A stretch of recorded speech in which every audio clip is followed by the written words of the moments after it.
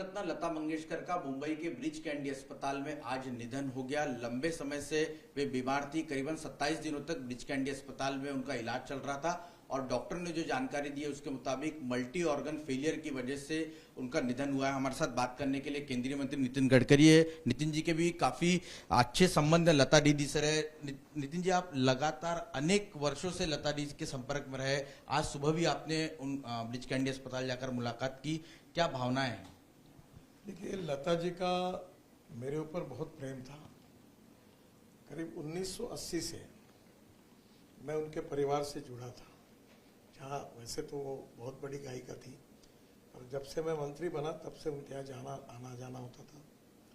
उदयनाथ मंगेशकर जी मेरे घर पर आते थे और उसी के साथ एक गहरा रिश्ता है। कोई राम शेवाड़कर जी और मनोहर मैसाड़कर जी मुंबई में आते थे मेरे पास, तो राम शेवाड़कर जी के साथ उनके यहाँ जाता था।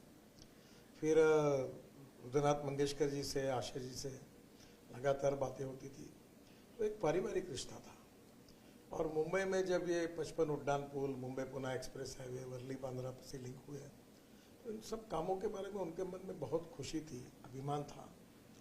और उनके लाइफ के ऊपर जब एक किताब 81 साल पूरे हुए तो लिखी गई, तो जिन 25 लोगों को उन्होंने सिलेक्ट किया था उसमें मेरा भी लेख था।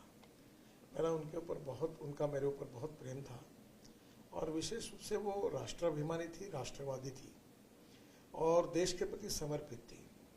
क्रिकेट के प्रति उनको रुचि थी और क्रिकेट के साथ हमारे देश की सुरक्षा के बारे में, विशेष रूप से ए मेरे वतन के लोग, जो उनका गीत था, जो भाव उनका व्यक्त होता, उनके दिल का भाव था।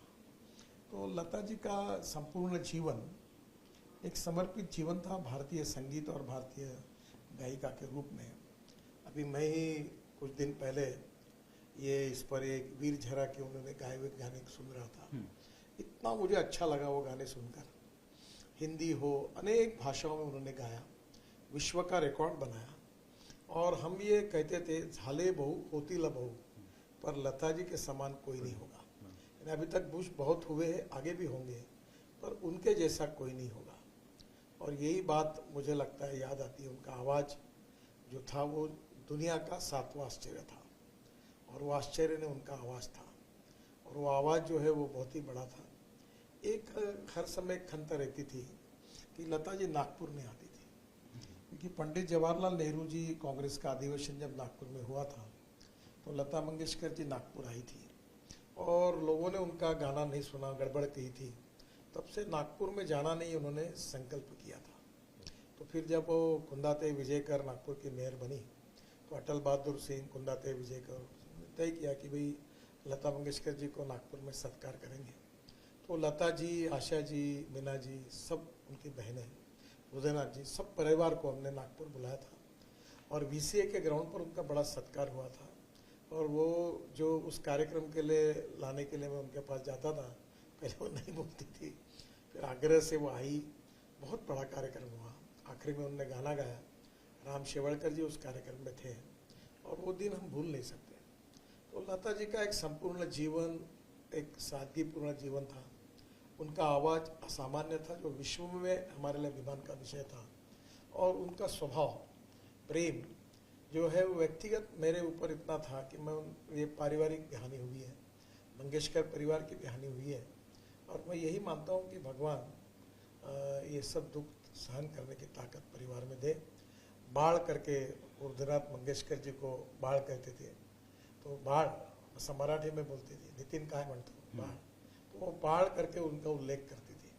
तो एक उनका एक स्वभाव था और वो सबके ऊपर उन्होंने प्रेम किया। हमारा एक आधार चला गया, एक पारिवारिक रूप से था। बीच में कोविड के समय मेरा मुंबई आना कम होता, तो मेरी इच्छा थी कि लता जी को, उस समय कोविड आता तो एक बार उनके पास मिलने के लिए जाऊं, पर मैंने भी टाल दिया क्योंकि कोविड के समय जाना उचित नहीं था।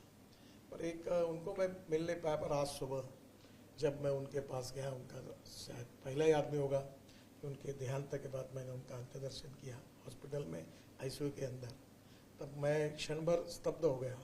और पूरा दुनिया का वो इतिहास, देश पुनः अभी तक का जो था, वो मेरे चेहरे पर था। और उनका चेहरा पूरी तरह निस्तेज होकर शांत रूप से उन्होंने दुनिया का एक प्रकार से, अब वो उनका प्रवास शुरू हुआ था। हम उनको कभी भूल नहीं सकते।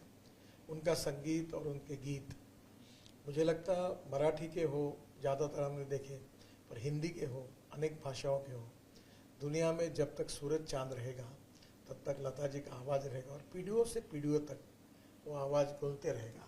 70-75 साल के इसमें भी उन्होंने जो गाया था वो भी वैसे ही वैसा था, यही उनकी विशेषता थी। ये आपका भी गानों से काफी लगाव रहा है। 30,000 से अधिक अलग अलग भाषाओं में लता मंगेशकर ने गाने गाए। आपके दिल को छुआ अनेक गाने हो सकते, लेकिन अगर आप एक गाना याद कर सके। वो तो ये मेरे वतन के लोग हों, ये जो गाना था ये हम कभी नहीं भूल सकते। आंखों में आंसू आते हैं जब जब भी ये गाना सुनते हैं, तो आंखों में आंसू आते हैं। मुझे नहीं लगता कि देशभक्ति की भावना जताने वाला, प्रेरणा देने वाला इतना बड़ा गाना कोई हो सकता है। ये गाने के जो स्वर थे और जो गीत था, जो शब्द थे, जो संगीत था, उन सबको हम कभी नहीं भूल सकते। लता जी की उस आवाज़ को कभी भूल नहीं सकते। हमारे वीर सैनिक जो शहीद हुए, जो देश के लिए जिनने कुर्बानी दी है, उनके लिए उन्होंने गाया था। हम जब तक जिंदे हैं, हमारी पीढ़ियाँ जिंदी रहेंगी, तब तक हम कभी उनको भूल नहीं पाएंगे। आपकी आखिरी बार लता जी से कब बात हुई थी? हाल ही दिनों में कभी बात की? हम बात हुई थी, पर अभी क्या हुआ कि एक 3-4 साल पहले उनसे मेरी बात हुई थी। उनके एक सत्कार का कार्यक्रम काफ़ी बड़ा हुआ था, उसके लिए मैं उनसे बात करने के लिए गया था। पर उस समय वो थकी हुई थी, पर कभी ऐसा लग नहीं रहा था।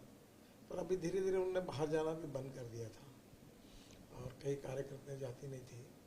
पर आज एक बात जरूर है कि हम उनको कभी भूल नहीं सकते। निश्चित तौर पर देश भी उनको भूल नहीं सकता, लेकिन जिस तरह से नितिन जी ने उनको याद किया है, खास तौर से देश को जितना दुख है, उतना ही व्यक्तिगत तौर पर लता मंगेशकर के जाने की वजह से उन्हें भी खासा झटका लगा है। कैमरा पर्सन उत्तम के साथ रौनक कुकड़े, एबीपी न्यूज, मुंबई।